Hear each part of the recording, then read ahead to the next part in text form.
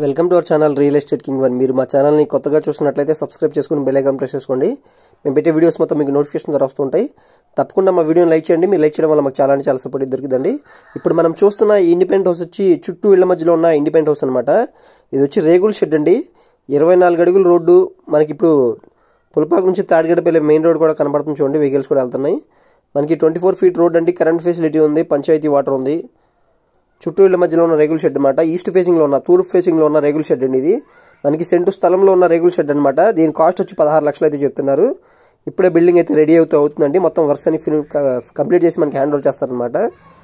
చూస్తారు కదా రేగుల షెడ్ అనేది. ఎదరొచ్చి మనకి వాష్ ఏరియా అయితే వచ్చింది. ఇది వచ్చి కామన్ బాత్రూమ్ అనమాట. మనకి స్టార్టింగ్లో వచ్చి బాత్రూమ్ అయితే వచ్చిందండి.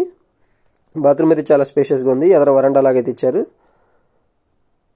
మనకి పంచాయతీ వాటర్ కూడా ఉందండి. ఒకసారి పంచాయతీ వాటర్ లైన్ కూడా చూడండి. ఒకసారి చూస్తున్నారు కదా. ఇప్పుడు మనం ఒకసారి హౌస్ లోపలికి వెళ్తాం కదండి. కొత్త రేగుల షెడ్ అండి ఇది.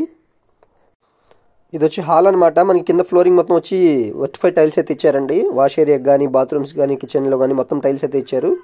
మనకి మొక్కు కూడా పెట్టించారండి. మనకి పెయింటింగ్ వర్క్స్ కూడా వేసి మనకి హ్యాండ్ ఓవర్ అయితే చేస్తారనమాట. ఇప్పుడు మన హాల్ చూస్తున్నాం కదా. ఇది వచ్చి హాల్ అనమాట. మన కిటికీలు వచ్చి WPC కిటికీలు అయితే ఇచ్చారు. సీలింగ్ ఉందండి. సీలింగ్ కూడా చేయించారనమాట. ఇది వచ్చి కిచెన్ వ్యూ అండి. కిచెన్ వ్యూ చూడండి ఒకసారి.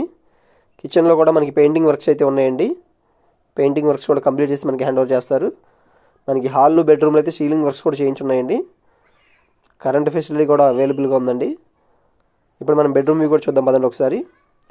లో బడ్జెట్లో చిన్న ఇల్లు ఎవరైనా కొనుక్కోవాలని కూడా తప్పకుండా ఇది చాలా అంటే చాలా బాగుంటుందండి.